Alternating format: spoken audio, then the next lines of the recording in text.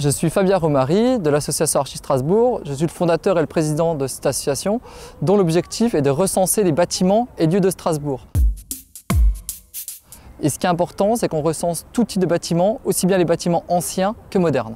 Nous sommes une web agency, pas de terme vraiment français pour décrire ce qu'on fait. Nous réalisons des sites internet et en orchestrons la promotion. Nous sommes 25 salariés, quelques 5 apprentis, une trentaine de personnes. J'ai eu un email avec une présentation du projet et j'ai découvert, parce que je ne connaissais pas, Archi Strasbourg. Et j'avoue que j'ai été impressionné et j'ai eu envie de rencontrer M. Romary. On s'est rencontrés une première fois, donc je lui ai expliqué qu'on n'avait pas d'argent, mais qu'on souhaitait participer à Tango & Scan. Donc il avait entendu parler du projet et c'est comme ça qu'ensuite ça s'est fait. On a parlé ensemble du projet et on a remporté ensuite le concours.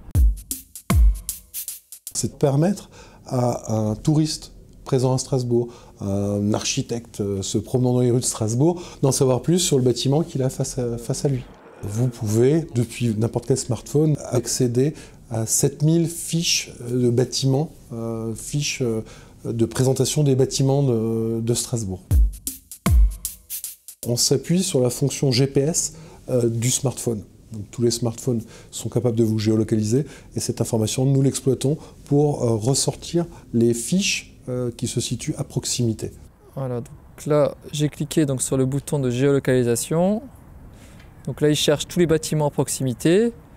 Donc on va s'intéresser à la grande bibliothèque, qui est ici. Donc je clique dessus pour avoir la fiche et le détail. On trouve par exemple l'année de construction, on trouve le nom de l'architecte, on trouve un historique du bâtiment, mais également une petite analyse stylistique. On a plusieurs sources, notamment les archives de la ville, plusieurs ouvrages de référence, et c'est uniquement sur des informations objectives qu'on rentre les informations sur le site. L'application propose en plus des parcours, comme par exemple un parcours Renaissance, et on voit en fait tous les autres parcours qui sont déjà enregistrés. Donc on va en cliquer un. On a une carte avec un tracé qui permet facilement de se repérer dans la ville, même si on ne connaît pas certaines rues, de passer d'un bâtiment à un autre. Scan nous a permis d'obtenir une crédibilité pour obtenir des subventions, comme par exemple la DRAC ou le Conseil général. Et c'est donc uniquement grâce à Tango & Scan que ça a pu se faire.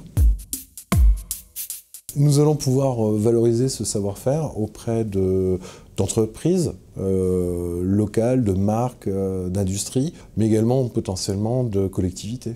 C'est effectivement une façon pour Advisa d'aller encore plus loin et d'avoir davantage de références dans le domaine de la mobilité. Pour notre association, c'est clair que l'application mobile nous ouvre des perspectives puisqu'elle nous permet d'avoir un nouveau public, peut-être les 15-25 ans, qui sont tous des fans de Facebook et autres types d'applications, pour élargir en fait le champ des utilisateurs du site.